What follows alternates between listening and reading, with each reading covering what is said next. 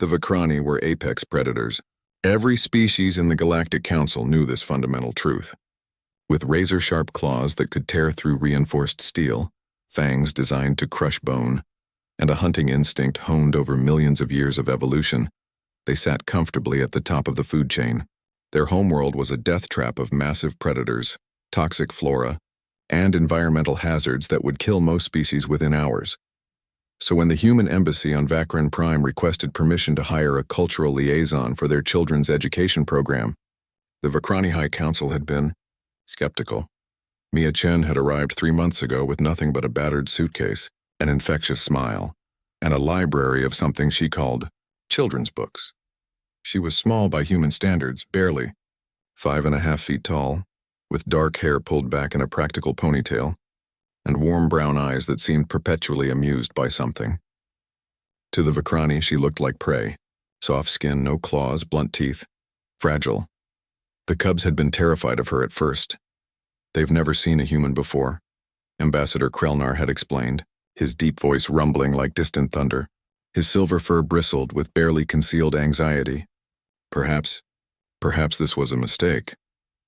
But Mia had simply laughed, that strange human sound that seemed to hold no fear, and sat cross-legged on the floor of the embassy's learning center. She pulled out a colorful book with pictures of something called a dragon and began to read aloud.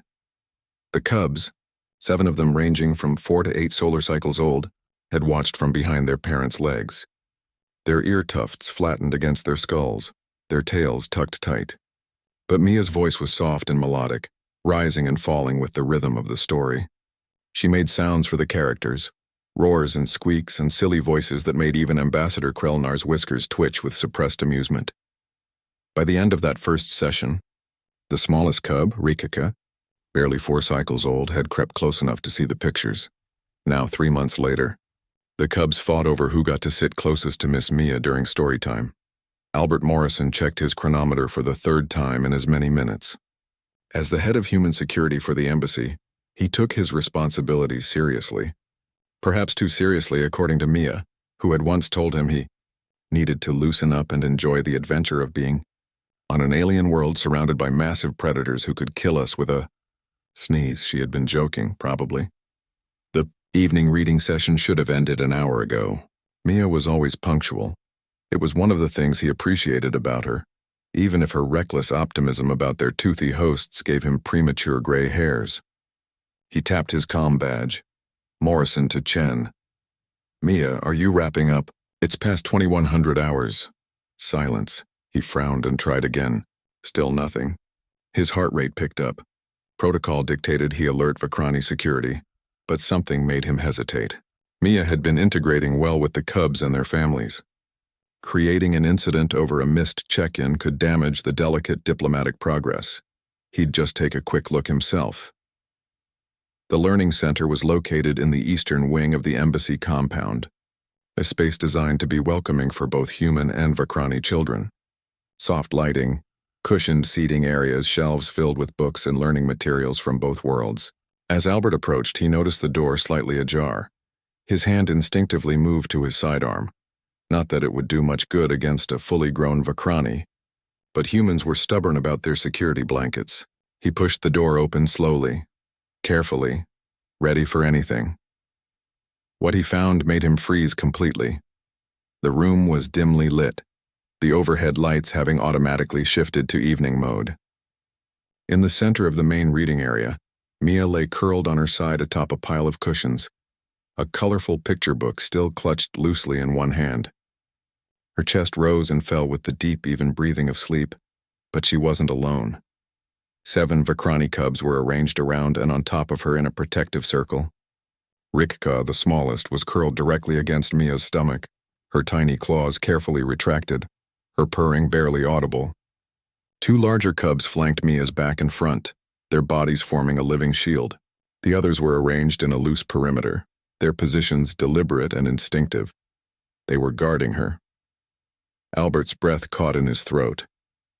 In all his years of xenobiological study, all his security briefings about Vikrani behavior, he had never heard of anything like this. Vikrani cubs were precious, fiercely protected by their parents and clan. They didn't protect others, especially not aliens, and certainly not prey species aliens. As he stood there, processing the scene, Rikika's eyes opened. The cub's vertical pupils dilated in the low light, focusing on Albert with the intensity of a creature born to hunt. A low rumble started in her chest. Not quite a growl, but a warning. The other cubs stirred, their attention snapping to the doorway with synchronized precision that would have been terrifying under other circumstances, but they didn't move from their positions around Mia. If anything, they pressed closer to her. "Easy," Albert whispered, raising his hands slowly. "I'm just here to check on her." "On Miss Mia." At the sound of her name, Mia stirred. Her eyes fluttered open, confusion clouding her features for a moment before awareness returned. She looked down at the cubs surrounding her and a slow smile spread across her face. "Oh no," she said softly, careful not to disturb the cubs. "Did I fall asleep again?"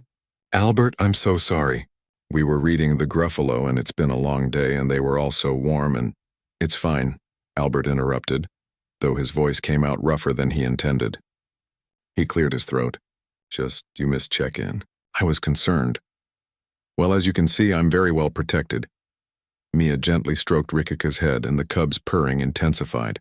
"They did this last week too. I think it's instinctual. They create what their parents call a safe circle when they sleep. Usually with their siblings and parents. But you're not Vakrani."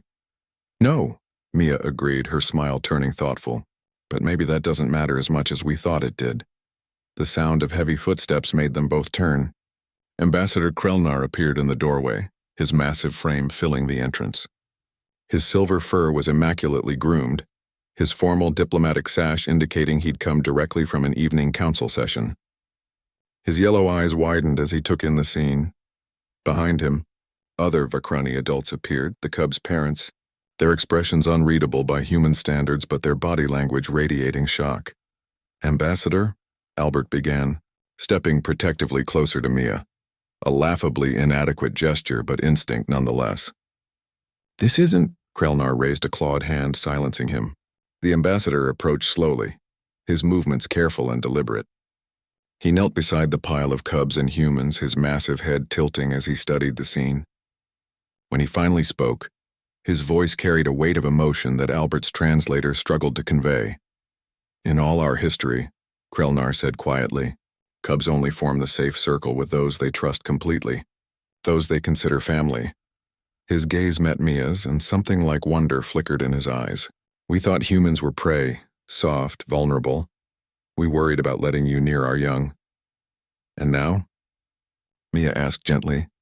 The ambassador's lips pulled back, revealing impressive fangs of a Vakrani smile.